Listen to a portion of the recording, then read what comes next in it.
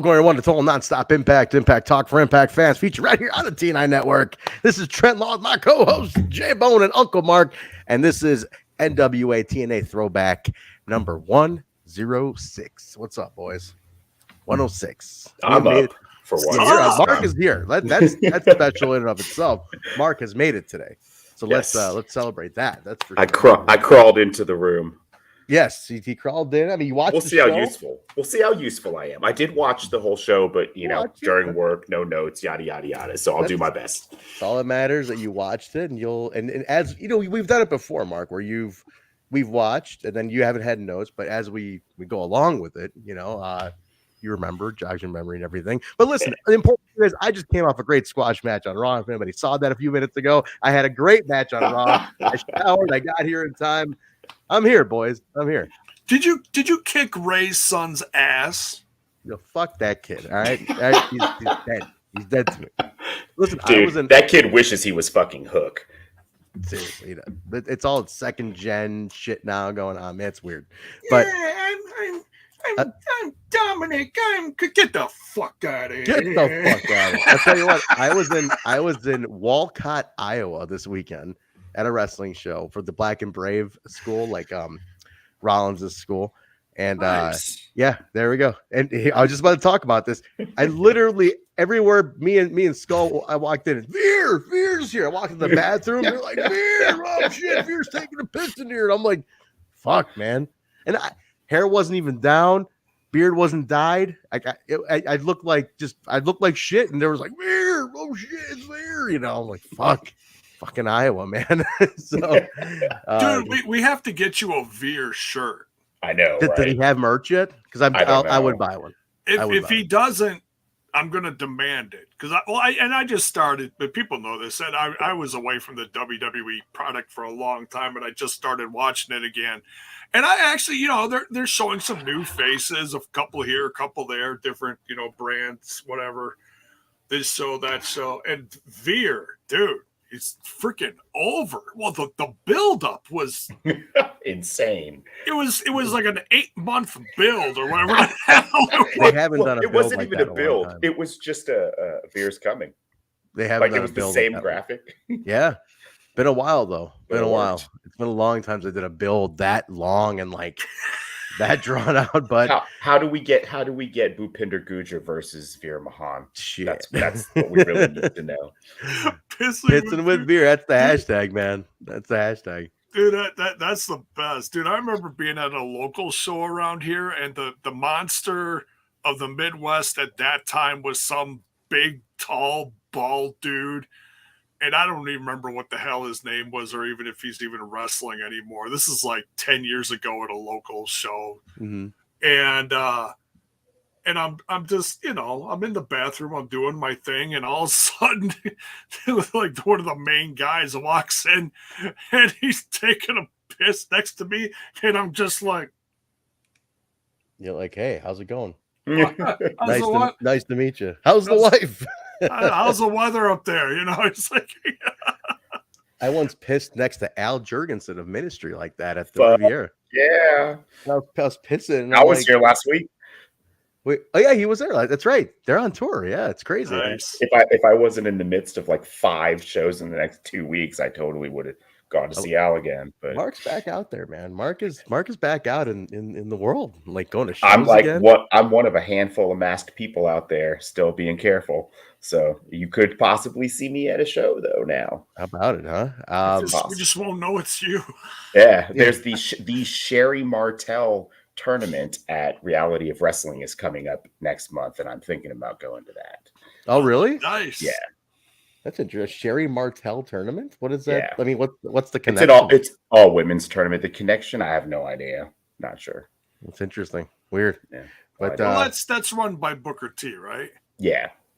Yeah. Okay. So he's Somehow, got a lot of respect for Sherry, and yeah. So, I mean, duh. We're from WCW, but they have all that history together. But check this out. So guys, we're doing throwback number 106. I mean, this is it. It ends at 111.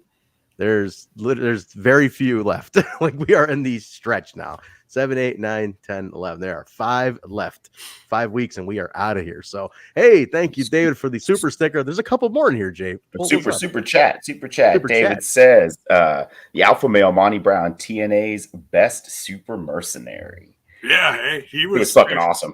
He rocked this show, man. I love that. The promo on this show was something to behold, man. Every promo he cuts is just absolute fire. I love the Serengeti angle, like just the hunter and the prey. All of it is so money. The best thing is, it's like I get it more now than I did then. It was cool, like, oh, it's cool what he's doing, but I really get it now as an adult. Like, I'm like, holy shit, this is fucking brilliant what he's doing. Dude, it's amazing, man. Monty is absolutely fantastic.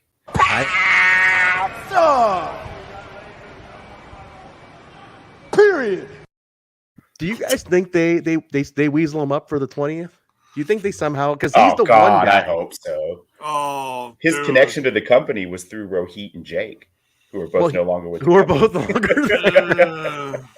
I'll tell you what, though, he did a commercial for Hoyt, right? His old buddy Dallas, for AEW, didn't he, J-Bone? Yeah. Well, I mean, if he's got the Michigan connection, there's enough people in Impact that are in Michigan. Yeah, Rhino. You got Demore, pretty much. I mean, they all know him, right? Like I'm sure they know him.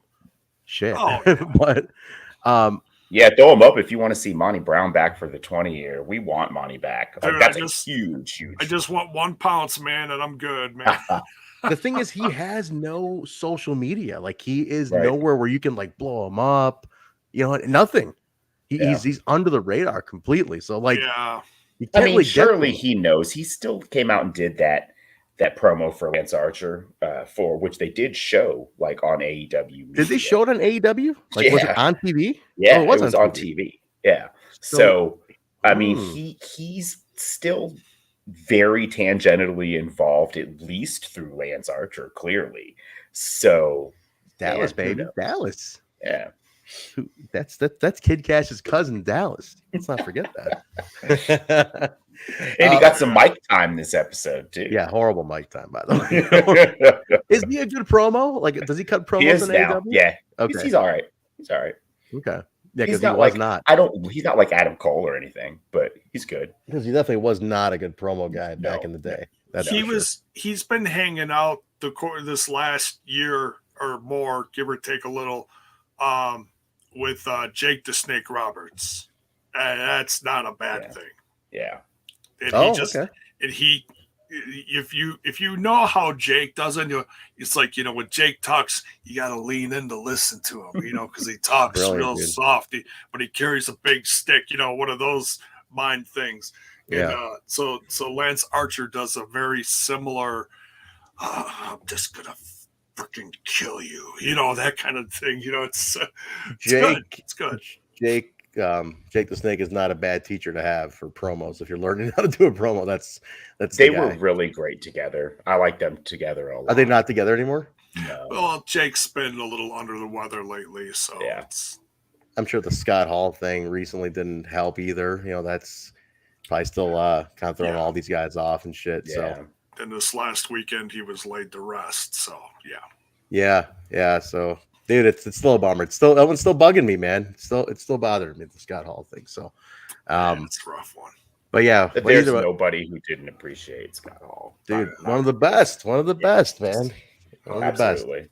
But we're going to talk about we did a Scott Hall special. If you guys missed it, we did a tribute show for Scott. It's on the channel, so go take a listen if you want to hear some cool stories and memories and shit. But But yeah, 106 guys. Let's we could just Jay is going to also talk about Impact Wrestling on Fox Sports Net. Number 9, is it, Jay? Number 9?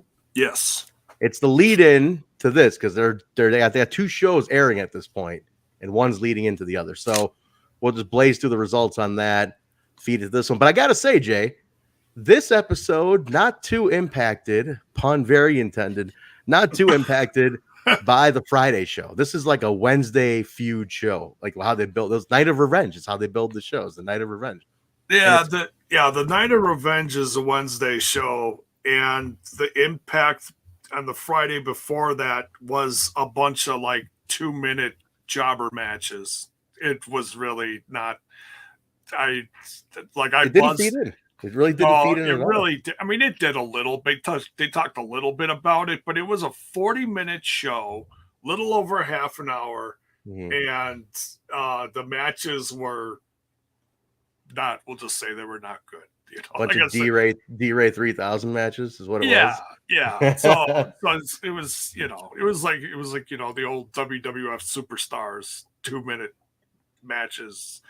Yeah, stuff. So it's like, it's whatever. I mean, they had some really good matches in other episodes. So this is just like, all right, we just got to get by this week, and then we'll put some better shit in next week or whatever.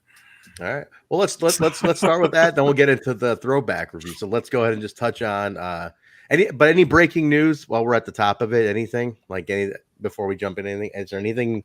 That's really happening, right? I mean, we're a bunch of robots. We know that. That's been revealed. That every fan is a bunch of fucking. That's After Dark stuff. I can do an After Dark. You guys want to? No, I can't. The Army of Bots T-shirt is coming soon. It has. Are you under arrest, Trent? Yeah, no. I'm trying to. I got this like colored ring light. I'm trying to find a good hue. Okay. It looked like red and blue flashing sirens. It was behind. I know there's a bunch of different colors in this thing. I'm trying to find a good hue with this. But continue on. No, I just want to say for a minute, just because I had a really crappy day. Well, it went from the highest of highs because I'm so damn proud of my son to like almost getting run off the road, avoiding a car accident, and it shook me so bad, and it just wrecked the rest of my day. So I messaged the team and I'm like, let's just move family dinner. And they were all just, I just want to put over the team, just so caring and willing to just, you know, move shows around last minute, literally. And I just want to send love to all you guys. And we love you, I'm damn lucky that I work with this team. I am. It's a good team. It's a good crew. Yeah. We feel the same. We were worried about him. He said, you know, somebody almost ran you guys off the road. That's fucked, man. That sucks. We had to pull into oncoming traffic, and luckily there was no traffic. And then you got to recorrect the car. And I just, the heart was going. So the old ticker was thumping. Thumping. But Jay, I bet if you could tell the guy, that asshole who almost ran you off the road, you would have said this to him. You're nothing but a selfish prick. Right? That's the G-rated version of what I would. Look at this dumbass. Or that, I guess, yeah. All right. Well, listen. We're glad you're here. We're glad you're safe. And we're gonna jump into Impact on Fox Sports Net number 9. Let's do that real quick. So Jay, kick that off real fast. I gotta put over someone in the audience had a Hot Stuff Hernandez sign. Hernandez. Are you serious? Yeah, because he was part of that. Jarrett's. Young boy squad, like the soldiers, they all marched down before the wad of cash, by the way. Before the wad of cash. Right. Before his best known work. Yes. Prior to the 5150 clan. Yeah. Hey, which we saw the wad of cash last week, matter of fact. Was it on the multiverse? No, it was on Impact last week. Swinger had it.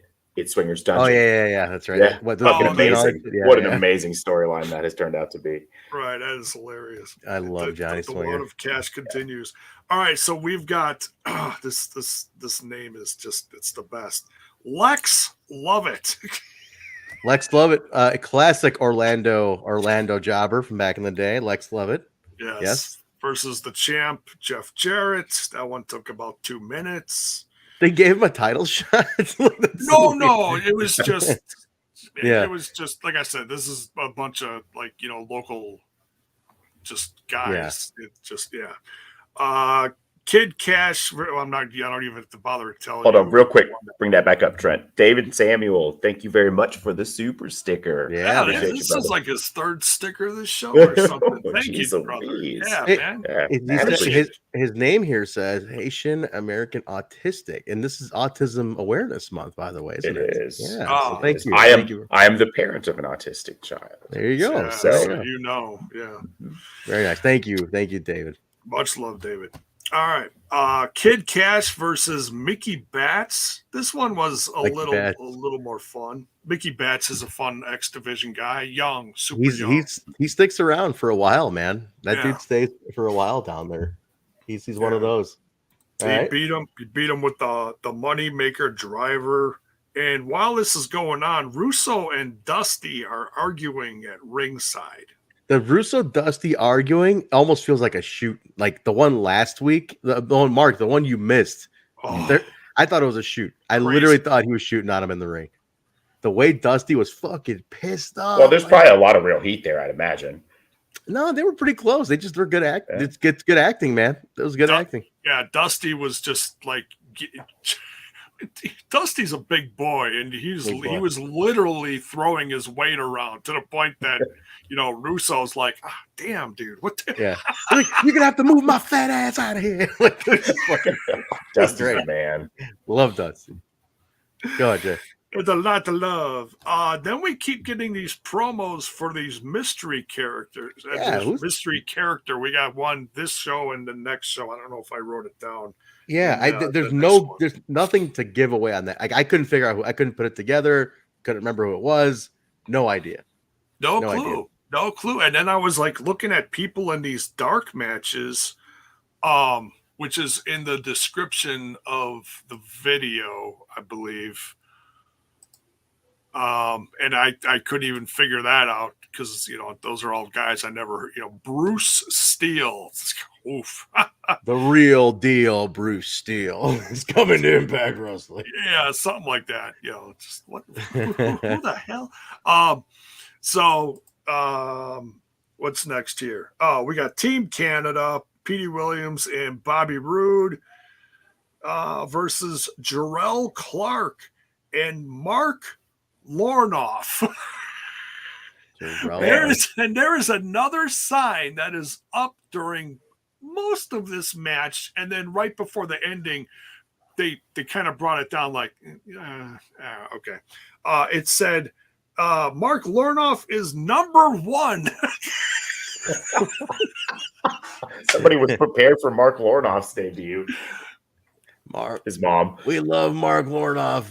Yeah. Oh, honey. You're doing great out there, baby. Like one friend in the show. We're here for you, Mark. Shut the hell up. Damn it, Mom. Shut up, Mom.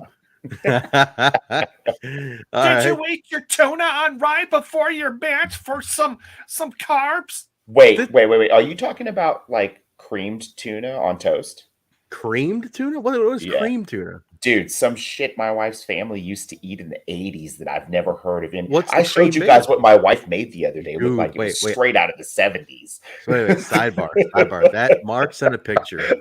Alicia sent a picture of something Stefan made. Dude, he made General's chicken and it looked fantastic. Stefan. Fucking fire. Then Mark followed it up with some concoction that Hot Wife put together, and it looked fucking delicious. It was really good. It looked so good. It looked straight out of the 70s, though, right? Like out of Red. Oh, yeah, but it was great. Or like, totally. Good, Better Homes and Gardens or some shit. I was about to say it's about Better Homes and fucking Gardens. It was just, for those of you that didn't see it, it was a log of like spinach and ground beef and onions and ricotta, and there was like potatoes around it that had been like roasted on or something, and then cheese encrusted on it, and then it was like cut up into these slices like a casserole log. You guys have to bring that in when you guys come to visit. I'm gonna meet some of that. So the middle was like a cheddar cream cheese. No, the middle was a ricotta spinach beef onions mix, and then the cheddar there was just a little bit of cheddar or like mixed yellow cheese on the outside to make a crust over the potatoes. Oh, so like a crusted cheesy. Yeah, like nice. So the cheese was like crispy on the outside. Wow, I'm hungry, dude. Yeah, I'm getting hungry now. All right, move on. Wait, before we go, what's the cream in the cream tuna? Dude, I have no idea. My wife doesn't. She like tries to block it out of her memory because she was forced to eat it as a child. But apparently, it's like peas and canned tuna, and then something else, maybe like cream of something, celery, mushroom, who knows? Yeah, maybe, right? And then you put it on toast and eat it. And like her dad liked it, so they would have it for dinner. That sounds pretty foul, dude. It sounds pretty foul. It does, yeah. I love tuna, but that's me too. Tuna? I don't know, man. It sounds pretty gross. Yeah. And I'll eat almost anything, man. I'll stick with the tuna casserole. All right. Oh, she makes that too. I don't like that either. I love tuna, but not hot tuna, I think. Well, open-faced tuna sandwich really fun. All right, enough about this tuna. This is all debate. This is everything you're saying is debatable. Where's Kyle? Where is Kyle? I don't know. I have no idea where he is. Don't bring in Kyle if we're talking tuna. All right. Fuck these kitchens, man. This place rules. Hell yeah. That sounds good. All right, go ahead. That's an awesome soundbite. And it's very clear, too. Very HD. It's very 4K. Go ahead, Jay. All right, so of course, Team Canada wins that one, and like I said, love these signs. Romeo versus Jeff Hardy, that took up a whole whopping 2 minutes of the show. Was it Kid Romeo, which was the old WCW guy, Kid Romeo? Yeah, they said he came from the monster factory. Yes, Power plant. Yeah. WCW Power Plant. Then there's a moment where Shane Douglas is backstage with Russo and Dusty, and they're just arguing back and forth. This just keeps going. And then we got Kazarian and Michael Shane versus Triple X, Daniels and Skipper, and that was definitely the highlight of the show. It's stopped by disqualification because Styles came in and attacked. Oh, he attacked Kazarian and Michael Shane because they got this, X Division thing going on. Dual X Division belt thing is like one of the worst things of this time. Like Saban was in here last for 105, and he's like, "Fuck that shit." We all hated it too, and like it went over like terribly in the Asylum. Like it sucks. They pulled it off in terms of like getting the belt at the same time. They timed it right, but it's so stupid. Like it's in the book. It's literally in the fucking records as like two champions, like dual champions. Hey, Bell's boy says to Trent, $5 for beating up that little bastard. Hell yeah, dude. Bell's boy says to Trent for beating up Dominic Mysterio on Raw, then making it here for the review. What a pro. Hey man, look at this. I even fucking got the hair ready and everything, baby. It's fucking crazy, honestly. Like you're like a fucking dead ringer for that dude. It's fucking nuts. When I dye the beard, when the beard like grays out, it's fucking it's on, man. Fucking crazy. Like, I've never seen somebody who looks so much like a fucking celebrity person. Here's the joke. I sent the clip. I sent like last week's to my dad, like the photo or something to my dad, and I'm like, to like a group, my parents, my sister on it. I'm like, hey, who's this guy look like? I kept my finger on it. And my dad's like, I got no idea. I'm like, I'm like, really? I'm like, Dad, you really? Joke up, Dad. I'm like, you really can't figure out who this looks like? And he's like, no, who? He's like, I can't. Somebody we know? I don't know. I'm like, Dad, seriously? And he's like, I can't tell. Who does it look like? And I'm like, are you freaking kidding me? Are you fucking with me right now? I didn't even have the heart to like be like, me. Like, what the hell, man? Everywhere I go in wrestling wise, Veer's here on Twitter. I'm waiting for him to reply because people tag me in like his tweets, and I want them to keep doing it. But like, I know he's seeing it because he's still new. He's still reading every mention because he's like, I want to see what people say about me. Like, right. Where the fuck is my acknowledgement, Veer? Well, you know goddamn well we look alike. Son of a bitch, man. What do we got here? Trent, this is you. I pop out of my soul, soul out of my body if Trent showed up with the face paint one of these nights. Gotta happen now. We are only on 106, my man. We got five weeks of this to go, so you never know what can happen right here. You better do that. All right, so like I said, Kazarian and Michael Shane win by DQ, and then Kid Kash is out there, then AMW's out there, and they're all just brawling and Schmazola. That's crazy. It, right? That was how they went off. That's it. That sounds like a really, really lame episode of Impact. Actually, it was. Yeah. I mean, the crowd is still hot, but it's like as soon as Homeboy comes out, it's like, who the hell? Yeah, bunch of 2-minute squash matches. Lornoff, hey, Lornoff. Who the fuck is this? All right, let's kick it off then, boys. Let's get into it. Let's jump into the meat and potatoes over here. We got NWA TNA number 106, August 4th, 2004. Now, I was on my buddy Dave's couch watching this. Summertime. It was hot as shit. August in Chicago is swampy. So probably we definitely wouldn't have gone with anything heavy on a hot Wednesday night. It would have been probably sandwiches, something cool and chill and light. So that's what we're doing. Sandwiches on the couch. What do you got, Jay? What's going on with you?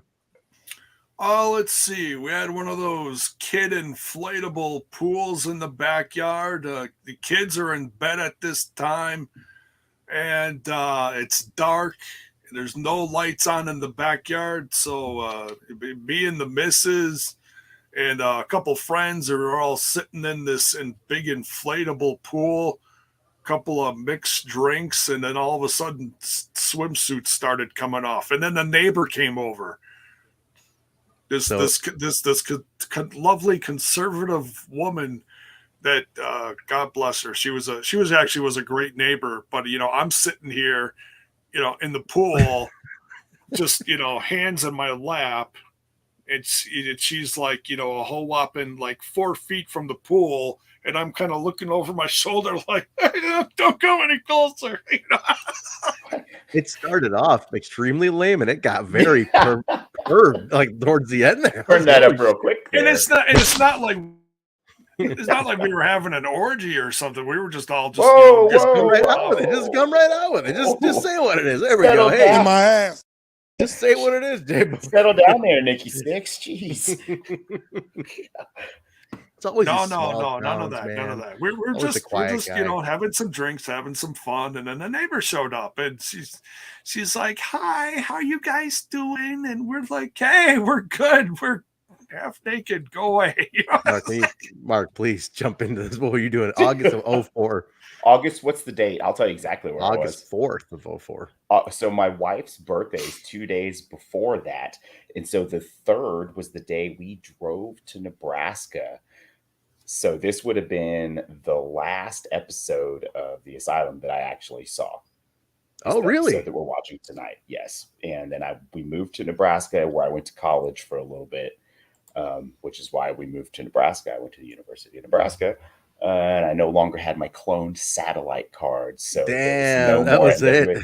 Yeah, and so I knew they had moved to Fox Sports, but I didn't either I had a class at the time or I was working or whatever, and I just didn't make that transition, and then this is kind of where I stopped sort of watching wrestling regularly, because the Attitude Era was ending and WWE was getting really shitty coming into the Ruthless Aggression Era, which I hated and turned me off wrestling completely.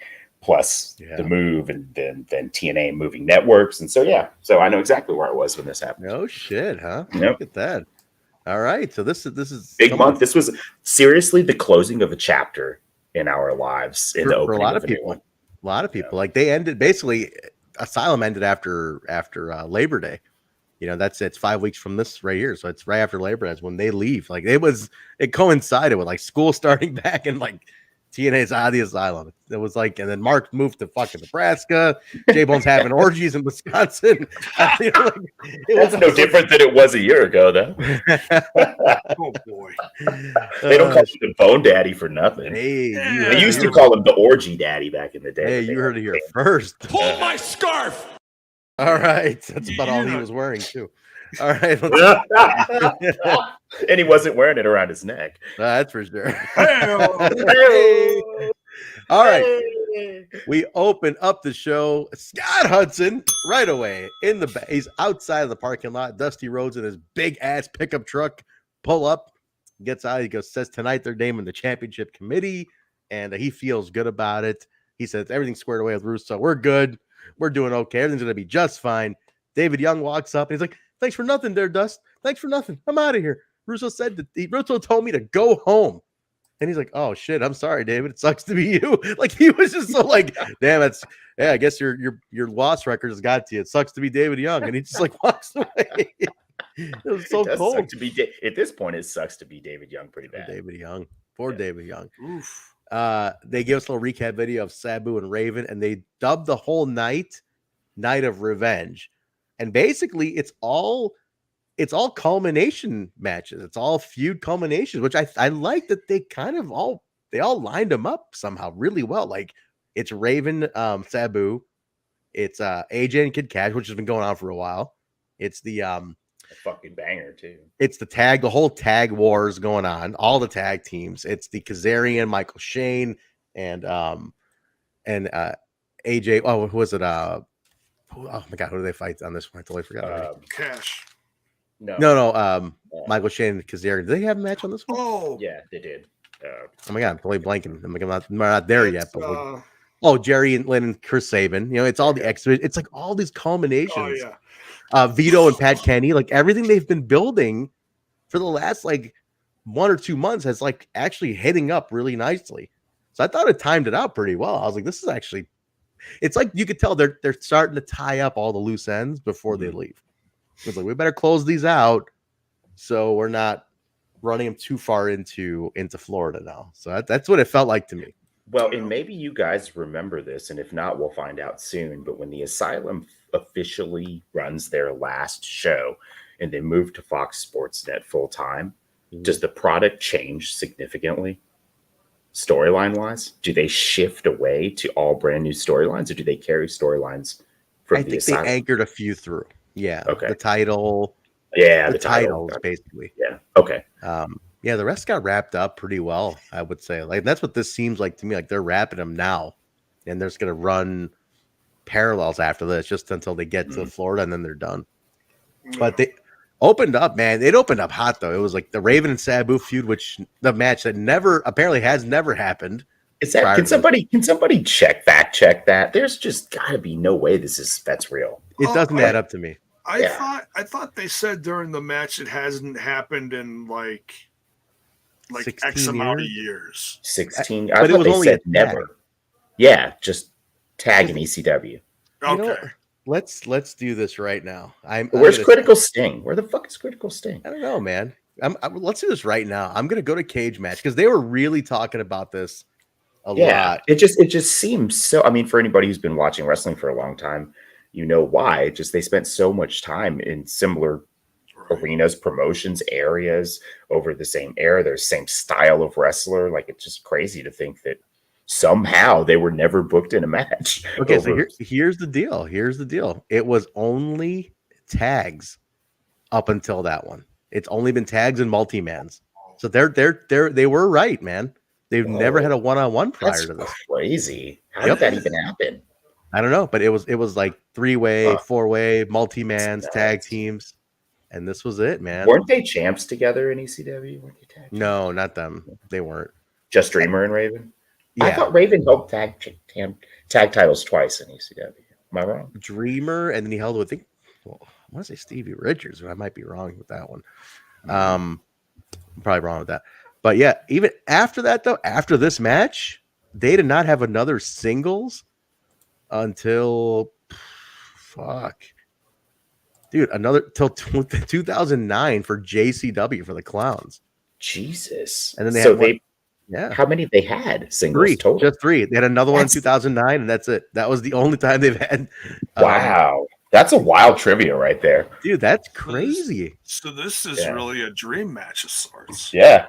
Absolutely. It I really loved the mirroring of the scrawled names. Loved it. Dude, so good. This whole match was really well put together, told an awesome story. Like I liked this opener a lot. Yeah, for anybody who doesn't know, so basically Raven had Sabu written across his chest and Sabu had Raven written across his. I love that.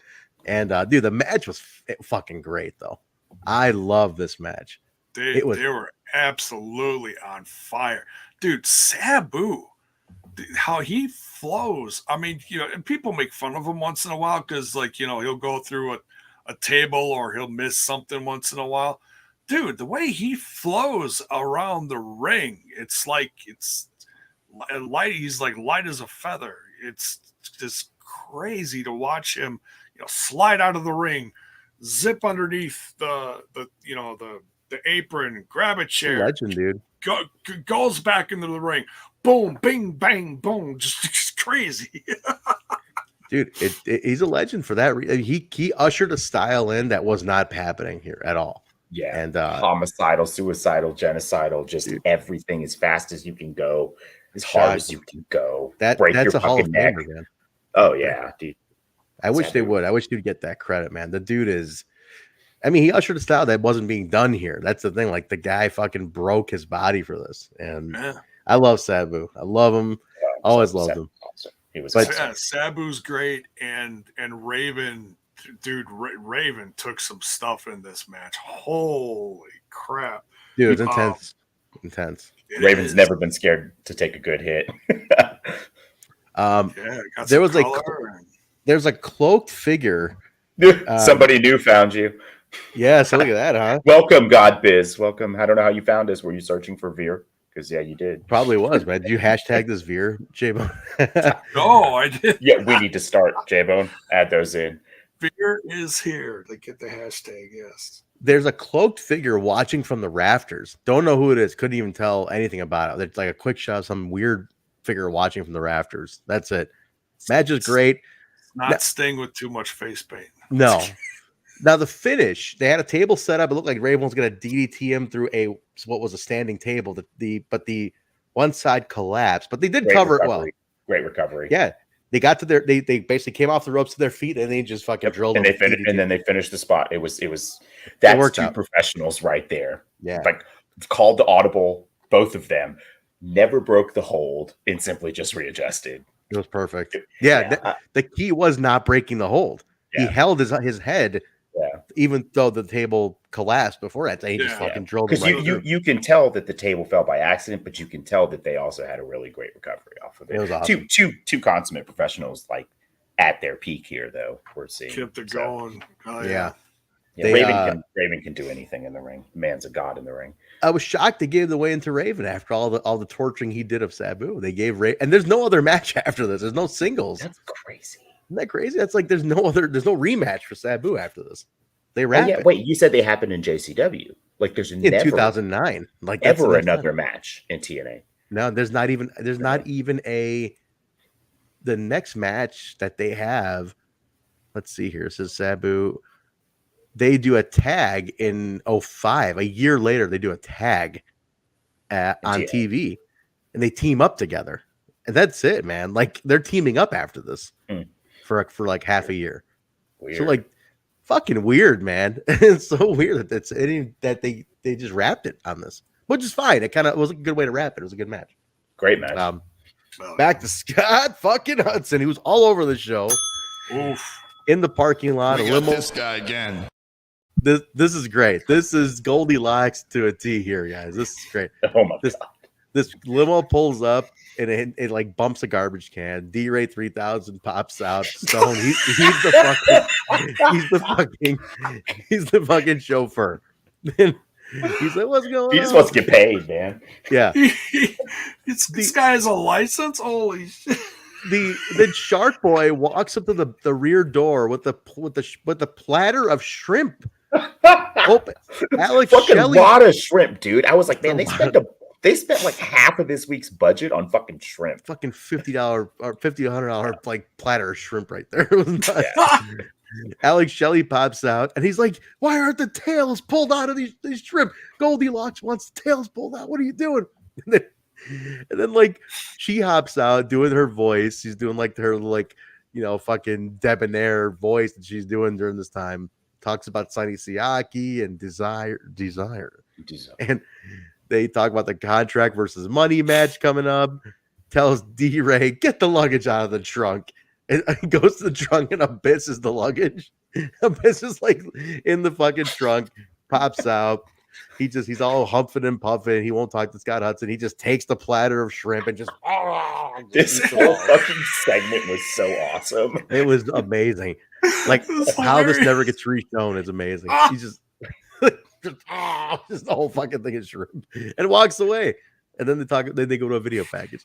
What the fuck? This segment was awesome. Yeah, it had everything. D-Ray, Shark Boy, Abyss in the trunk. I was laughing my ass off when the trunk up and Abyss was in it. Well, and the best part of this is later in the show when stuff is happening in the ring with Abyss and everything. Don West and TNA go back to this segment, and they're because the how they treat Abyss. And they're like, he was the baggage. They didn't get over that. He was the baggage. Abyss is the baggage. Poor guy. Paul, during this time, Russo and Jarrett are writing the show during this time. That's who's writing. And I don't know if they had anybody else in there, but I think they had a couple people sit in the room, but it was mainly them two. All right. Then it's the contract versus money match. It's Abyss versus Sunny Seahawk, who's wearing clothes that are way too big for him when he walks out. You notice what the hell he had? I'm like, I get the baggy clothes thing. Well, holy fuck, he was floating in these. They had Jinko on clearance at this time because it was so far removed from their peak that Siaki found the Jinko sale and went all in. Friggin' 4X, man. Dude, he was floating in those things. I had Jinkos though. I had several. Me too. Jinkos back in the day. Yeah, that's how you keep your drugs hidden. And apparently they're back in style now. All the kids want my daughter has some ridiculous. Does she have them? Looks like she's floating off the bus. Is that like a magnets thing? Is that you never had Jinkos? The big jeans, like those pipe-looking jeans, the pipe leg jeans. They're huge, 32 inches at the bottom, like my inseam or the cuff. I was married with kids. Waist. No, I didn't wear that shit. No, in the 90s. Yeah, the 90s.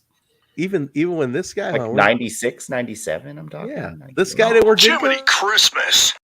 No, I definitely would not wear Jinkos. I was no. I mean, I wore some big baggy T-shirts and some, some hammer pants.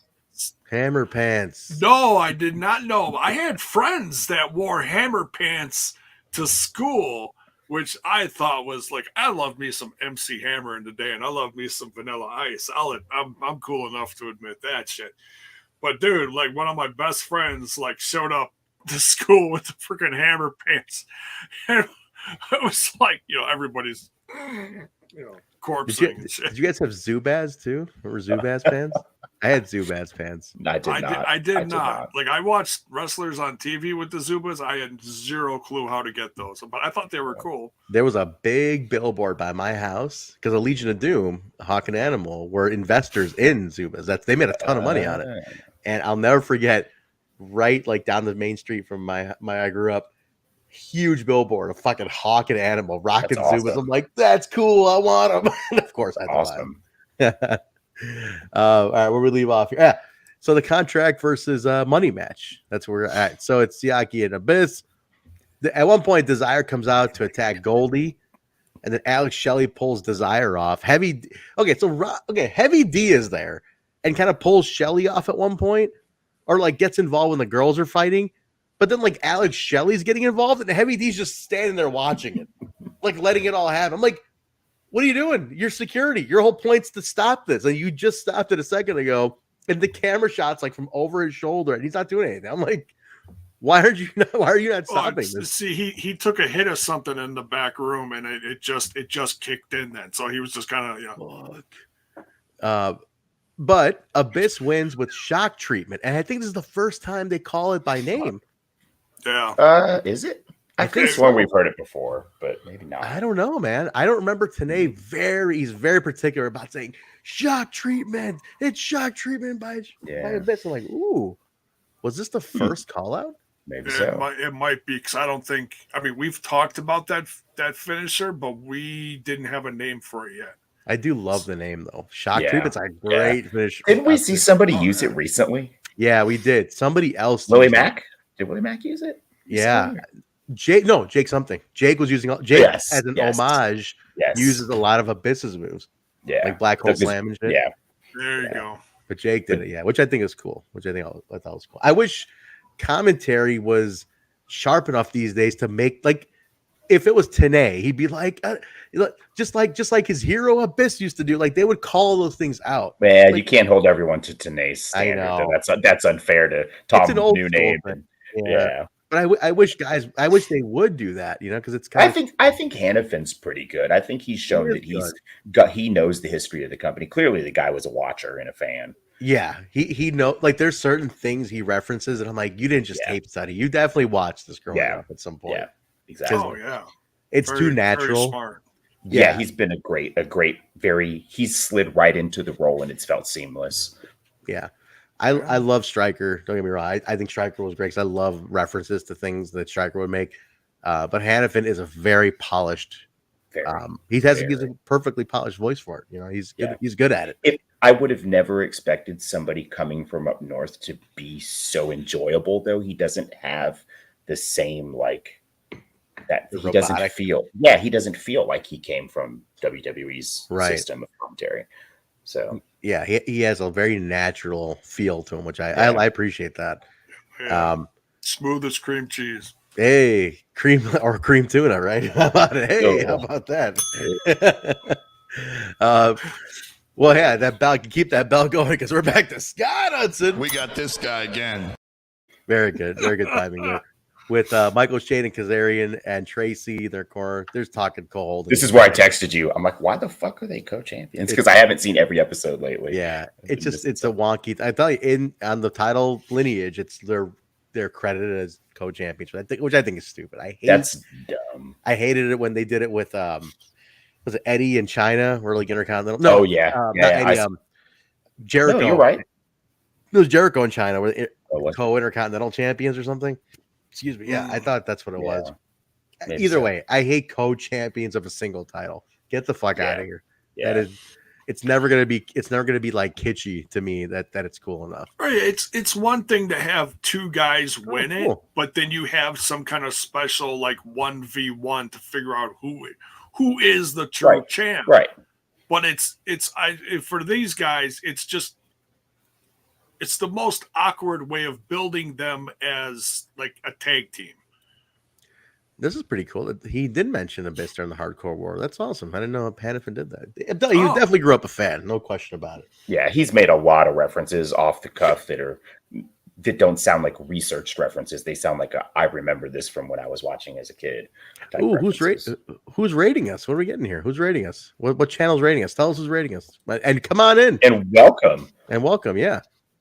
Here we go. What's this quote? Sometimes it takes a second for some others to come in here. Hey, come on in, guys. Fish Stalker Raid. Welcome, Fish Stalker. Welcome to the raid. Where are you guys raiding from? Thank you. What was going on? Somebody's here. Thank you, guys. Welcome. Hey, all right. It's a bunch of Fish Talker TV. Fishy. Yeah, whatever that is. Shark Boy is raiding us right now. Thank you guys for coming in. Hold on. We got a 5-star board. Do they watch old wrestling? I don't know. We'll find out. Thank you guys. Thanks for all the fish. The nighttime fishermen to come in. That's great. Awesome. Thanks, guys.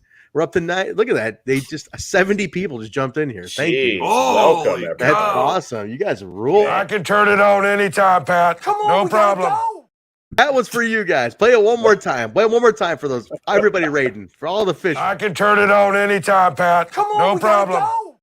Shark Boy for you guys. Thank you so much for coming on. Hell yeah. Wait, J-Bone, get the Shark Boy mask. Put it on. You got the welcome all of our shark friends. It's right back. Well, go grab it. Grab it. We got 70 people just walked in here. Come on, do it for them. We got to welcome the new people. This is for all you. Does the Sportatorium. The Sportatorium.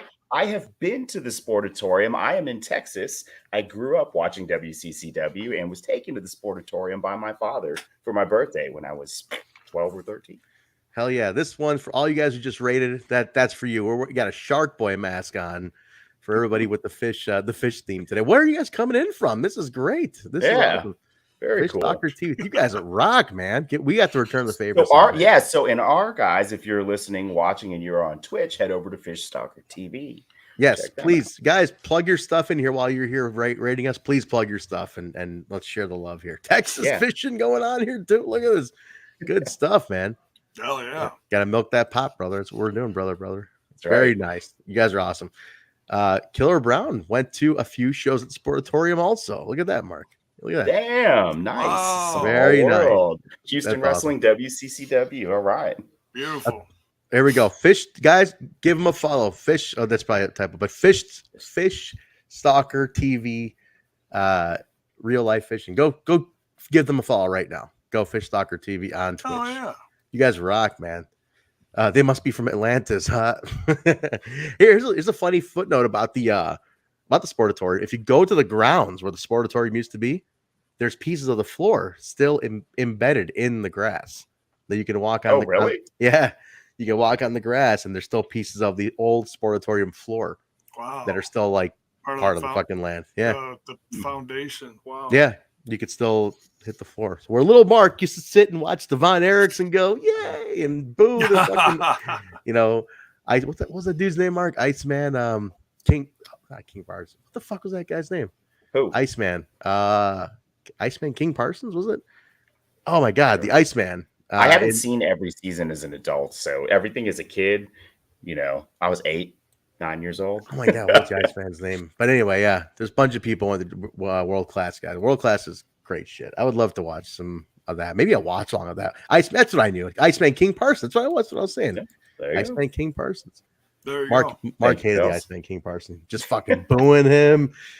I was a kid. I loved all the baby faces and I hated all the heels. That was me in a nutshell. I wonder if you saw a young mean Mark Callis go through there. I'm sure I did. Texas Red. He was a regular in Houston wrestling too, which is what I went to all the time as a kid, like in person. So I'm sure I saw him. Like I wouldn't remember because he was a nobody. But look at this. I love that. We had a Raider, Killer Brown jumps in and he's got all these references to World Class. No kidding. Kabuki and Hacksaw. Beautiful. Killer Brown, we're going to expect to see you back here on Tuesday nights. Please come about older wrestling. Our other shows focus on newer Impact products, but if you like old wrestling, join us here on Tuesdays. We often drift into WCCW conversation on this show. So, yeah, it's fun. Thank you guys. That's really sweet of you to jump in. It's really awesome. Yeah. This was super cool. Appreciate it. Yes, much love. Very cool. All right, so where we go? So we got the match then, right? It's Michael Shane and Kazarian with Traci in their corner versus Jerrelle, Lynn, and Chris Saban. It's a pretty standard match, solid, nothing too crazy. Traci got involved a lot, but Kazarian ends up pinning Saban to end it. It was just nothing major, nothing furthering, just a solid X Division match. Nothing too crazy. Lynn, Saban is, we talk about how good Saban is all the time, but Lynn is still so good here. It's Jerry. You can't beat Jerry, man. Jerry's the man. Yeah. Like he's great. To this day, he looks phenomenal. Well, throughout the Asylum, he's a very key piece of the X Division. He's at one point he's the main piece of the X Division really early on. Oh, totally. He's another one's got to be Hall of Famed soon. Oh, yeah, I'm telling you, they gotta up it by more than, it's got to be more than one person a year. It's got to go. They got to get it to that 5 a year that they put in. Fishing Eddie, another one. Here we go. Who would have thought that when Callis was there that they would have over 30 years of being Mark Callis, he had over 30 years of being the dead man Impact Wrestling the way he did. Impacting wrestling the way he did.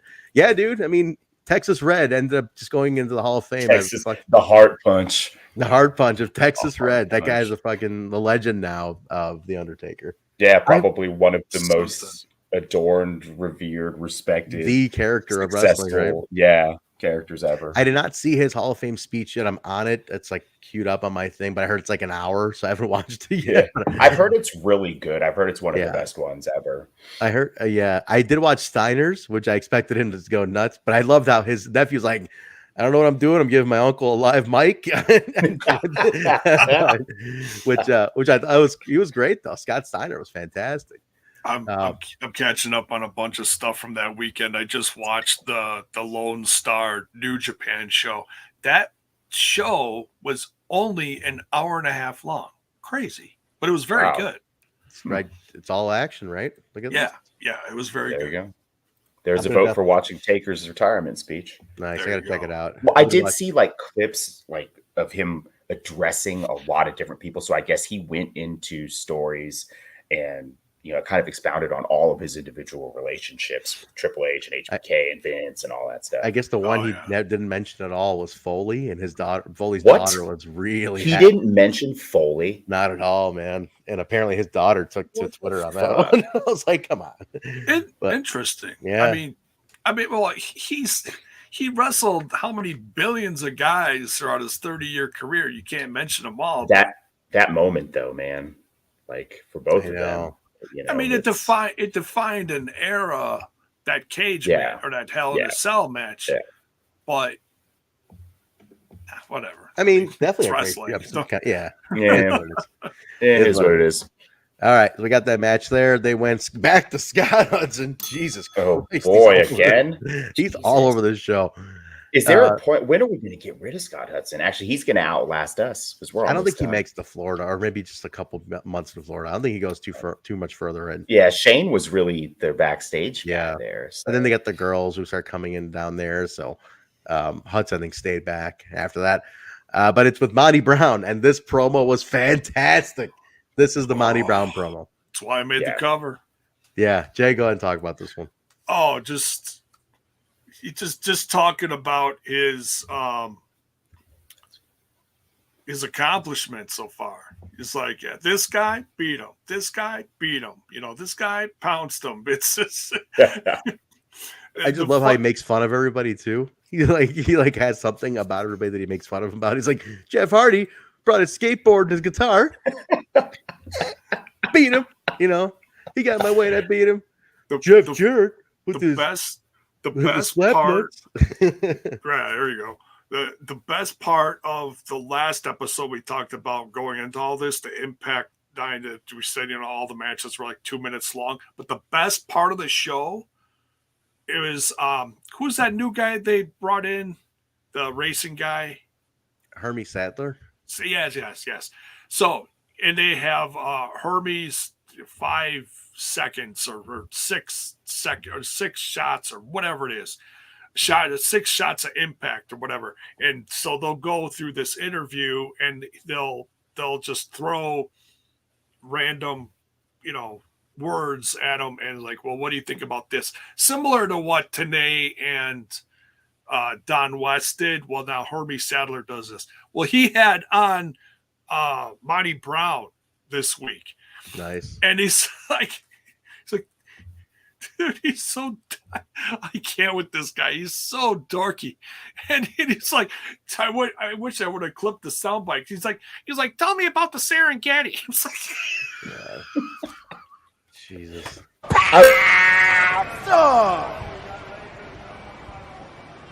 Period. And so Monty Brown's like, the Serengeti. He gets all, Yeah. I love it.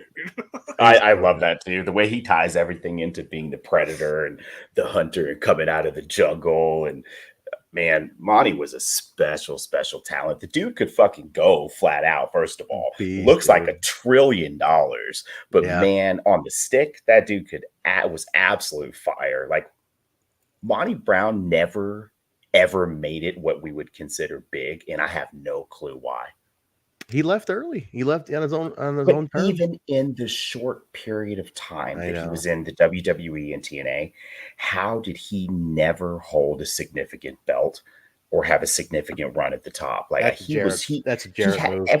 Everything. Monty Brown was a total package. He could have been NWA champ, no question about it. He should have been. Yeah.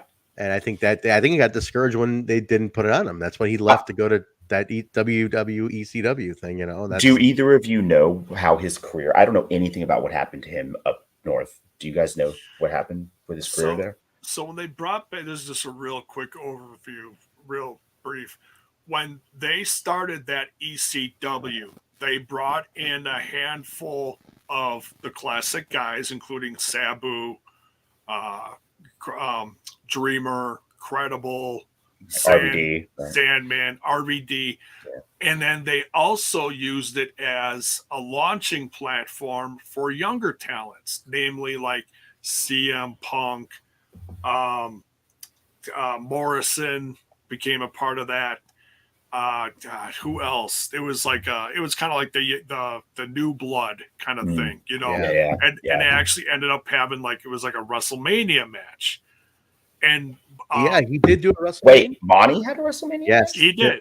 He did. It was young guys versus old guys. Yeah, I don't remember that. Old school versus new school or whatever they called it. I think it was Mania 23. Mania 23 Detroit. Yeah. So it was him. I'm trying to remember the other guys. Oh, who was the guys we always put over for commentary? That was around shot of caffeine. That guy. Who was that? Oh, Pope. Yeah. Pope. Yeah, he was part of that group too. Yeah. David Penzer, welcome. We got a while, David. We're only in 04. But we're not going. We're ending at after the Asylum. We're gonna stop it here. Then we'll figure out what we're gonna talk about. Still, Mr. Penzer, you still owe us an appearance on this particular show. Am I not mistaken, guys? No, yeah, because he appeared once on the other show. Yes, but did not get on camera because he was, he was at the pool. He wasn't fully dressed. He had a couple drinks in his hand. I mean, he didn't want to get on camera. So he didn't want to get on camera. But Penzer, you owe us an appearance. Come on the old stuff. Yeah, we've only got a few episodes left. A literal handful. Literal handful left in the Asylum. So Penzer, get over here. We in a couple of weeks. How about 2 weeks from now, David? We'll get you on here. Poolside with Penzer. We talk some Asylum with you. All right, very nice. Thank you for joining us, David. And big thanks again to everybody who jumped in here. But anybody who's new, that is David Penzer, one of the most legendary ring announcers of all time. Voice, the ring announcing voice of TNA, Impact Wrestling today now. Oh yeah, WCW. I mean, that's the guy. That is him. That is the David Penzer. Here we go. Striker, Monty, Vampire Gimmick, and Elijah Burke. That's who was in that team. Vampire. That's it. Yeah, thank you. Yeah, there was a bunch of new guys. I couldn't remember half. Yeah, it was those guys versus the old ECW guys. That's that one. But Monty left soon after. Watch that. I have premium cock anyways. I'll look it up and watch great premium cock. Great premium cock. You can watch it on demand. Yep. But all right. So get that. Great promo. I mean, he's just the sound effects from Monty Brown. Just a classic. Just it was ahead of its time. Truly ahead of its time. We get a video recap of Jeff Hardy, Jarrett, Russo, Dusty, the whole conflict, and then come back to Russo in the ring, and he's assigning the championship committee. So he hypes up. He assigns Harley Race first. This is great. He assigns Harley Race as the first guy. The next one he pipes it up again. That's Larry Zbyszko. The last one he's building it up, and he goes, "It's somebody from Texas. It is somebody who knows a veteran of 30 years." But it's like it's obviously like Dusty. We're thinking Dusty. They cut to a shot of Dusty in the back with AMW, and he's kind of like, "Oh, that's me. I can't wait." All right, it's like just waiting for the announcement. And Russo goes, Wait. The best part of that segment where they got the, it's in a part of a screen, where they're showing Dusty and AMW. If you look at it just right, it looks like Dusty is sitting on Storm's lap.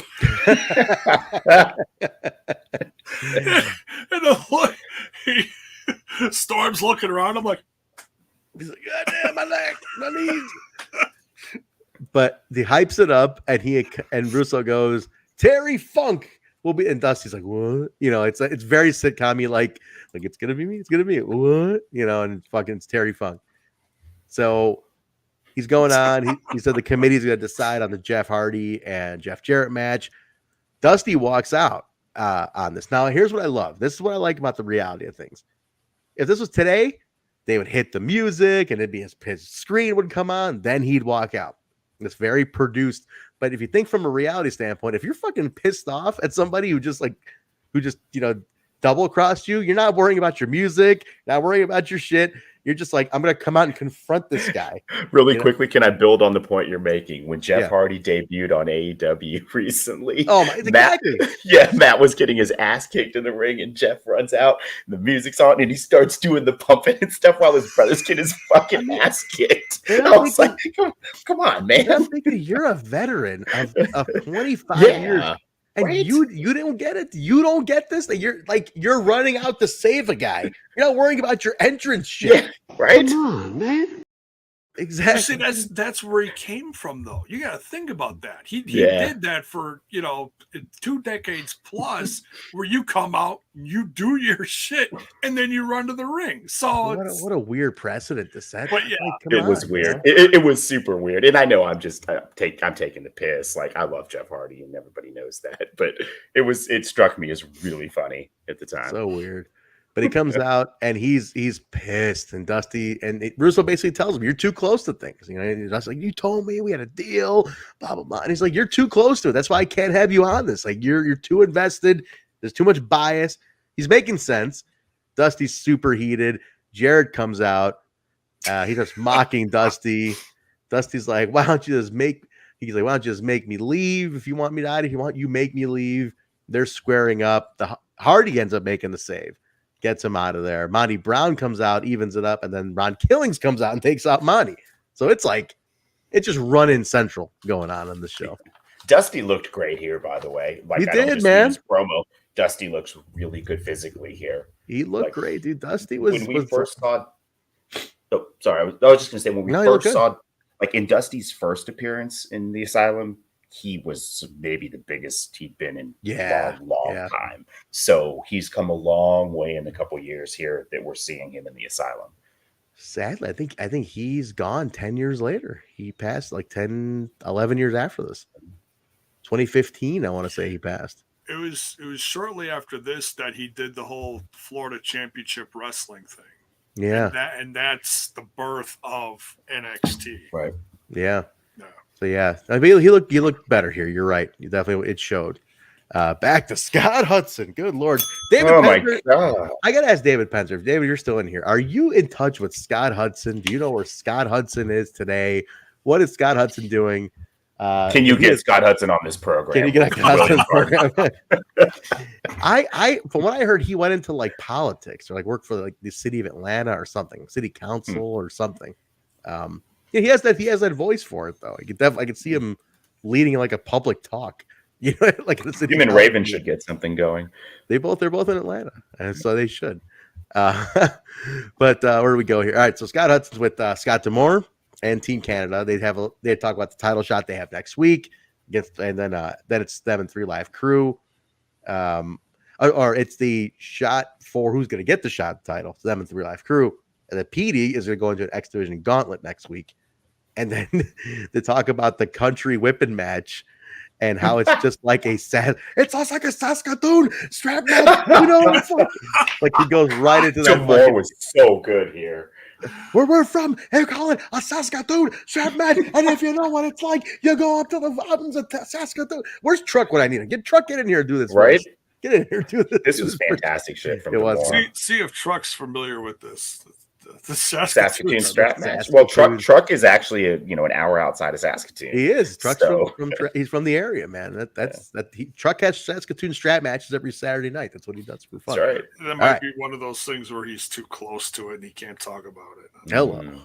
Recap of the Vito and Pat Kenny feud, and then we go into the luck of the Irish weapons match. Irish Pat Kenny versus Big Vito. So this is, remember, so last week it was what was last week? It was like it was an Italian themed hardcore match. It was like I missed last week's. Yeah, Jay, you remember what last week's was? It was like the fucking Godfather mob boss match or something. Horse head in the bed match. Yeah, horse head in the bed match. And this week it's the luck of the Irish match.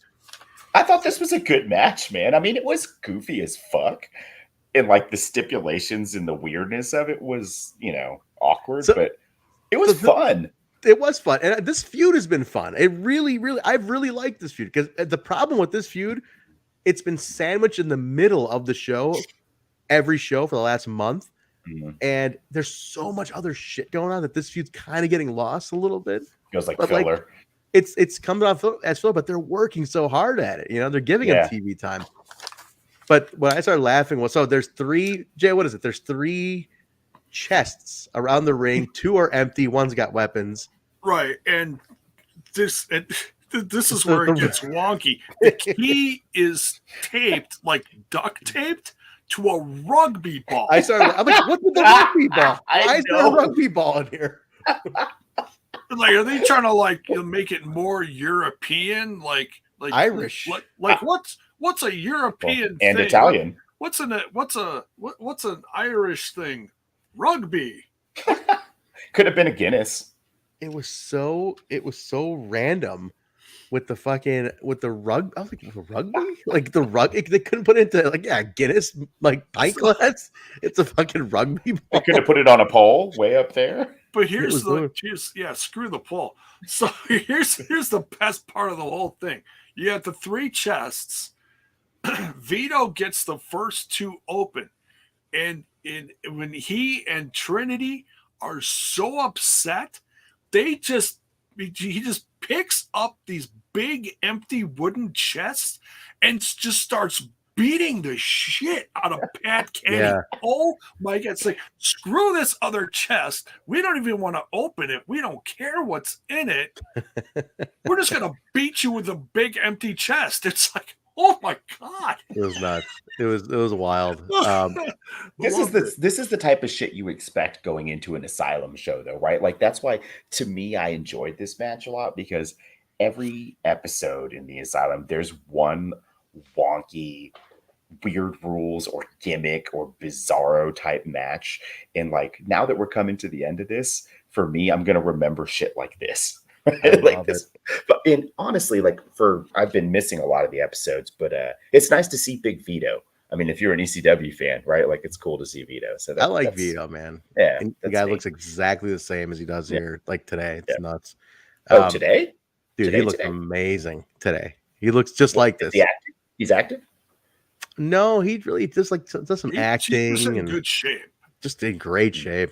Yeah. Just keeps his health good, man. He's got a podcast. Him and his wife do a podcast together on. Yeah, you have mentioned that. They're part of Russo's brand. Oh, here's another good part of this is Gilberti shows up still in the freaking look of the Irish. I love it. The leprechaun outfit. I love it. He shows up, and then David Young does a turn here, turns on Gilberti. Comes in through the outdoor like David Young and meets him at the door, kicks the crap out of him and saves the day, and then has a real warm moment with Pat Kenny at the end of the match. Just shake hands. So it's like, okay, now you just put over David Young. There's like the tide's turning here. I want to ask Sabanite, who's if he's still in here, did you guys in the Asylum view this at the time as, they're really trying again with David Young, something like having Pat Kenny endorse him? What's the take on this going on right now? Because I wanted more for David Young. I just felt like he got stuck, man. The guy got stuck in this character and never broke out of it. But man, back to Scott Hudson with the Naturals, Andy Douglas and Chase Stevens, talk about their challengers. It's nothing too major. It's the basic champs. Get the champs on the show. Then we get the little teaser for the new talent. No idea who this is. It's so weird. Couldn't put any clues together on this one. I don't even remember. So no spoilers. It finally says coming soon.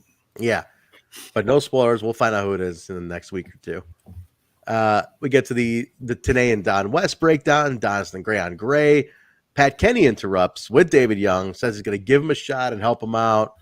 Young then cuts a promo on Glenn Gilberti. So we're trying again right here. We're really, really trying. We're really milking this. And then again, back to Scott fucking Hudson. Once more before we close this up. We got this guy again. My goodness. With Kid Kash and Dallas, who kind of a new look. They're freshening their look up. You passed over the Team Canada versus AMW. Oh, I'm sorry. Did I? Oh, shit, I did. You did cover the promo. I did cover the promo. Where did I? I did. For the country whipping match. Duh. The country whipping match. The Saskatoon strap match. Yes, Saskatoon strap match. Here's her answer from first segment. Here we go. Saban, I was saying it felt like they were kind of giving him a little bit of run before they left because he was really well liked locally. Needed a little nod to send us off. Yeah, I figured, man. Because he's Asylum built, man. He's that area, and they're just they're gone after this. Crowds again, though. On this note, like Saban and I mentioned last show, was that they knew they were leaving, and so the crowds are like, shit. Let's start coming out for these shows even more. They're fucking packed to the gills on all these shows now. Yeah, man. How lucky did we get that Sabanite finally found us? I know, man. Episodes in, or whatever it was. For these last, 20, 30 episodes, we've had really invaluable insight. So for Sabanite, like, mad props always, brother. We appreciate it. It's crazy to find somebody who's listening to who was at every one of these. I tell you what, it adds a dimension to our show that is very unique, that you don't find even in our other shows, right? Like, we don't have somebody like Bill provides that now in the present, and Sabanite can provide that for this 20 years ago. Pretty cool. Pretty cool. That's true. That's very true. I'm trying to remember what episode Sabanite was on for this one. Because the Sabanite did appear, and we're gonna get him back in a couple of weeks too. Are you 111, right? Yeah, we're gonna have him back in the last one. Yeah, I'd like to have Sabanite on for the Dave last also, one. Right? Yeah, I'd like to see if Dave can make it. But either way, Sabanite definitely come on for the last one because I want to wrap it up with him. Yeah, for sure.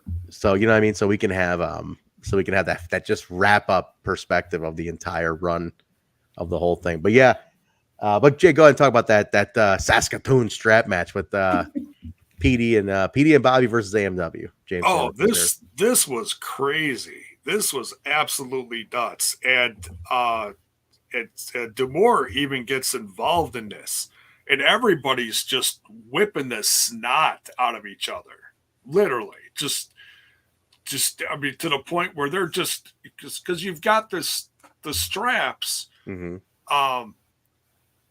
Saskatoon straps. Oh yeah, all the way from Saskatoon. Saskatoon, eh?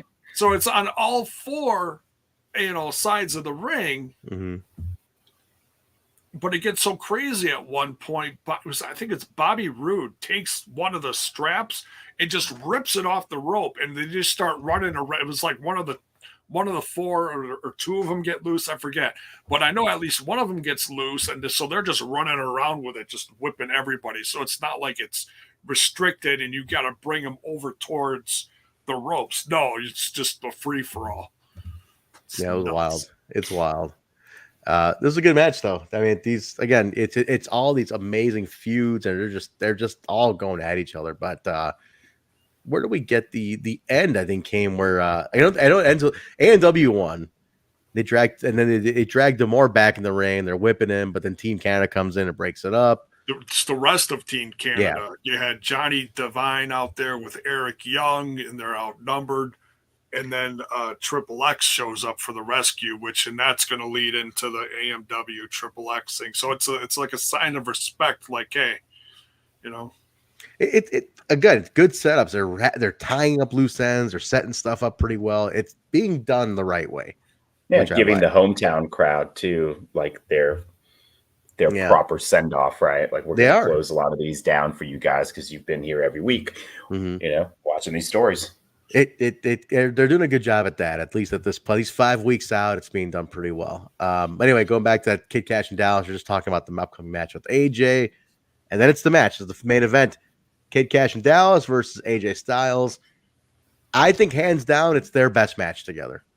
This is, like, out of all the ones they've had, this is the best Kid Kash and AJ Styles one. Absolutely barn burner. Good storytelling. And this freaking dude, I bring this up once in a while because this is a vivid memory from watching this brand back then, and that was when I was super heavily into the creator wrestlers and playing the wrestling games, and I did that trench coat that Kid Kash. Oh man, part zebra skin, and then the other part, and he's got the he's got the symbols going down. The yin and yang symbols going down the side, and then his tights had a similar thing. It just, oh man, I remember doing all this stuff in my video game, and that in particular. And you had only so many levels that you could do per character. So many things you could like put on them. And it's like, all right, well, I got to put all these symbols on them and spell this out. And it was the K and the symbol and the K. So it's, I just laughed all the time because it looked like his tights said cock. The Bone Daddy was down with the KID and the COCK. Bone man. I mean this match though, guys, awesome stuff. Oh, dude! I Like really we do frequently, actually, all the time, comment on how underappreciated Kid Kash as a professional wrestler was. Mm-hmm. This match, like everybody knows how good AJ Styles is. Yeah. Here you see that Kid Kash can keep up with AJ Styles. Like No this doubt. match is a give and take. It's a really even match. Lots of great counter wrestling. Everybody got their shit in. Really good match. Like if you don't watch along with us and you just want to see a great AJ Styles match, I would recommend you watch this match. And he's got a back brace on. He's selling a back injury. And then towards the end, he just whips off the back brace. And TNA says something like, "Oh, he didn't need that. He's fine." He starts something like that, just like, "Oh, why was he even wearing that thing?" It was what I didn't like though, I gotta say, guys, the finish seemed weird. Am I crazy? Or was it like the finish was just like his spinning clothesline thing. It wasn't and it felt like it kind of came out of nowhere. And I was like, oh, they run over. Was it like they come on audible? Maybe it was an audible, yeah. Like, yeah, we gotta finish up, we're running late. It didn't strike me as weird, but now that you mentioned it, I guess so. It just wasn't a finishing move to me. Yeah, right? Like they were just setting up moves, and he just hit him with a spinning clothesline, and 1, 2, 3. I'm like, wait, what happened? Better than a surprise roll up, though, right? Yeah, I guess it just didn't have that like boom moment, where you like hits the fucking Clash or something. It was just kind of like, oh yeah, that move I guess knocked you out. That was it. But it was an amazing. I mean, these two have fought each other, I imagine, a few times before. I don't remember when. Yeah. My favorite one of all of them, though. But the absolute, I think their best one that they've had is this one. Dallas post-match attack. Then Jerry and Saban run and make the save.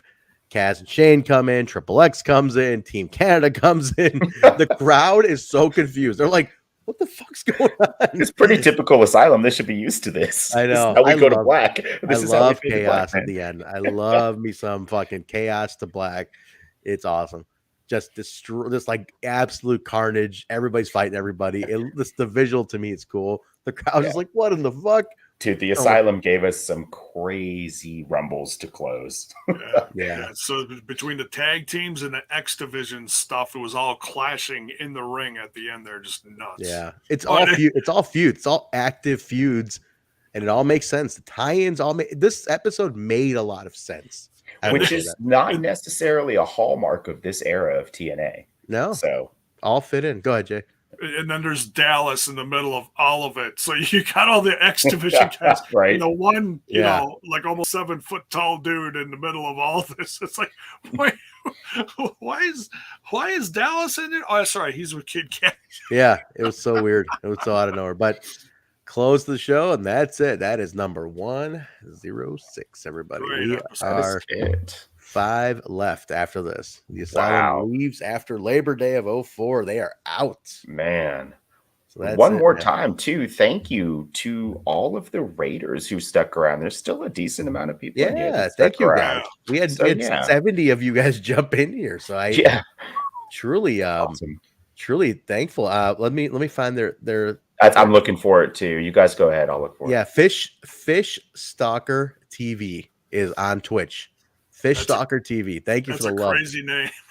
Yeah, if they're streaming, hey fam, why don't you guys jump into theirs real quick and then say hello to them and give them some numbers. It's real life fishing. So it sounds chill as fuck, man. And I tell you what, all the chat that came over from there were chill as fucking super cool. So they were, man. They did some wrestling too. So Fish Stalker TV. Thank you. Dude, there was somebody in here who came over who'd been to the Sportatorium. Yeah, how about that, huh? Crazy. You never know what kind of wrestling or sports are gonna touch each other. It's wild. Yeah. Hey, wait. How about it? Hey. Here we go. We'll put that in here right there. Fish Stalker TV on Twitch. Skull says they're not streaming right now, but when they rated, that's why they rated, because they finished and they came over here. So, but give them a follow, guys. Yeah. Give Fish Stalker TV a follow, please. Help and show some love back. There you go. But that's it, everybody. That is Asylum. And next week, 107. And as we make our way to I love this one. This was a good episode. Very, very concise. Did a great job tying a lot of things together. Perfect show to like do all that. Night of Revenge. It worked out. It worked out great. So they got to follow it up. Thank you, Scott. Hudson was amazing. Yeah, all over the fucking show. God damn, Scott Hudson. he must have gotten a pay raise or something. Jesus. Yeah, no shit. If you're a Scott Hudson fan though, like this is circle jerk material all for years, years and years and years. I wonder if I Googled him, what would happen? What comes up? Scott Hudson, William Gardner's arch nemesis. That's right. Scott Hudson in Georgia, president and owner of Harrison Homes. Is that him? Is that the Scott Hudson? There you go. Let's see. It's his LinkedIn with no photo. I don't know if that's him. Man, I don't know. Nope, it's not on. TNA is not on his LinkedIn history. We'll find him though. Well, tomorrow this Scott Hudson's going to wake up and be like, "Who the hell's Veer? Why is this Veer Mahan guy checking out my LinkedIn? Damn, they want me up there, brother." Shit, man. They're gonna put me over. I gotta find him. We gotta know what Scott Hudson's doing now. Damn it. Where is Scott Hudson? Somebody find Scott Hudson. Oh, also, if you're still here, by the way, or if you're listening to back on audio and you are a patron, we are doing family dinner tomorrow night. Our Sunday night show has been moved to tomorrow night, just so those of you that are still here. Sorry. Yes. Want to get that out. Yeah, we couldn't do it. Things were going on over the weekend, but yeah, family dinner will happen tomorrow. So keep an eye for that. And that's it, right? Anything else, guys? That's it. Nah, man, lovely to see you guys. I'm always happy when I can catch up with you. Trent, you never noticed the whole time. Neither did J-Bone. Look at the ticker. I saw the ticker. Yeah, you put it up again. It's been a while. TNI Monday Time Warp. Oh, let's do the Time Warp again. Yeah, that's it. I had to do something for the last few episodes. I can't come up with something alliterative. That's what it's going to have to be. Let's do the Time Warp again. Yeah. All right, fair enough. It's Monday Time Warp, guys. And with that, let's get out of here, guys. Don't forget to check in with us on all social medias at We Talk Impact, Facebook, Twitter, Instagram. Give us a follow at We Talk Impact, patreon.com/We Talk Impact as well for all the bonus shows. You can get all that over there. T-shirts, merchandise, ProWrestlingTees.com/Total Nonstop Impact. There you go, right there. Spreadshirt. To go to Spreadshirt, the link is in the description below. But also, you can go to Spreadshirt and just search for Total Nonstop Impact. Bunch of stuff. The new Phoenix Rising shirt is available. Justin already has it in hand, and it looks dope. Cool. Thank you. Yeah, Justin got it already. So thank you, Justin. Always appreciate you, brother. Very nice, Justin. Thank you so much for getting that. Patreon right there, guys, at We Talk Impact. Don't forget that. All audio platforms, Apple Podcasts, Stitcher, SoundCloud, Google Play, iHeartRadio, TuneIn, Spotify, Pandora, Amazon. Give us a rate, give us a review, and subscribe to all of this. YouTube.com/Total Nonstop Impact and Twitch.tv/Total Nonstop Impact. J-Bone, where can they find you? They can find me over on the Twitter box at JBone5150. Also on that other little podcast called Smash This Podcast on YouTube and Twitch and wherever you find your podcast audio. Very nice. Mark? You can find me on the Discord. You can find the link to the TNI Discord, the core of our community, here in the description on our socials or our link tree. The other day, I randomly streamed WCW Halloween Havoc 96. Did you really? For those of you that watched along with me, thank you. It was a lot of fun. We had a great time. Truck has been streaming a lot lately, a lot of pay-per-view stuff in the Treehouse, stuff for everybody. We watch multiverse matches. Sometimes I'll replay Impact. If you enjoy what you see here, if you like hanging out in the chat, if you like our community, you'll love our Discord. That's where you can find me. I've been booted from Twitter. So as you know, you can't find me there. To that one guy, fuck you. That's it. Right. Where can they find you, buddy? Transberry on Twitter, guys. Give me a follow. Or Veer at Veer Mahan on Twitter as well. Either one. Both lead to me somehow, one way or another. So please continue to tag Veer and me in the same tweets. I truly appreciate it. Me and him are going to make this happen. It's going to happen. Just please keep the hype going, guys. You need to check. You need to do it. But anyway, that's it, guys. That'll do it for us. Don't forget tomorrow, family dinner, and then Wednesday, TNI UK. Thursday will be the flagship show, and catch up. I think it's an all-new episode of Impact. So Justin Miller with Justin $10 super sticker. Man, Justin, quickly pick a soundbite. Pick a soundbite before we go, man. In the chat from Justin was good show tonight, fam. Which thank you, Justin. Mad appreciate it. Love to close with a $10 fucking super chat. That's awesome. Love these guys, man. Beautiful. So much love from the fam over here, dude. That's awesome. Fantastic night. I'm so glad I was able to make it. I love all you guys. Yeah, me too, man. I'm glad. Please try to make this last stretch of all these. Absolutely. I'm do my best. Justin, quickly pick a soundbite before we get out of here. I'm going to give you a soundbite to play if you want. But yeah, guys, check that out. There's an all-new episode of Impact. Last week, we did not do any broadcast. It was post-WrestleMania. It was burned out. Also, the Impact was not a new episode. It was just a basic. It was a recap of the multiverse, which is still a lot of contention, with a point of contention for a lot of people who paid for it a few days prior. He wants Saban. Get him Saban. I'm looking. Rules. There's a lot of sound bites, and I'm not here regularly enough to have it memorized. Oh, just do the. I love this. That's what I'm looking for, man. I got it. I got it. I love this match. Here we go. This one's for you, Justin. I love this match. Did we get rid of the displaced rules one? Do we have that one? No, we just had another one earlier. You guys ran another one earlier. I love that one too. We did, Justin. Yeah, it was a rough week for TNI listeners last week. It was tough, man. There was nothing to do. There was nothing to talk about. You know, that was the problem. Well, we were J-Bone was run ragged with WrestleMania. Yeah. So I try to get some Briscoes. So it felt good to take a mini vacation from everything. Yeah. But all right, guys, we are gonna get out of here. Thank you all so much for joining us, Justin. Thank you again for that last minute super stick, man. It's really nice of you to do that at the end here. But everybody have a great rest of your week. Stay safe out there. We'll talk to you guys, family dinner patrons tomorrow. You'll get family dinner. Check that out. And for anybody else, TNI UK, Bison Joe and Steve. I think Bison is back this week, so check them out Wednesday. We'll see you guys then. Thank you again to Fish Stalker TV for jumping in. Truly appreciate the numbers, guys. It really is awesome of you. Check out J-Bone's interview with Masha Slamovich if you haven't already. Great interview with Masha. Check out J-Bone. She threatened him. It was great. It was like Rocky IV. It was nuts. J-Bone thought he was cute, made a lot of Rocky IV references. She did not think it was cute. J-Bone is running for his life right now. So anyway, all right, we are out of here, guys. Have a great night. We'll talk to you later. See you.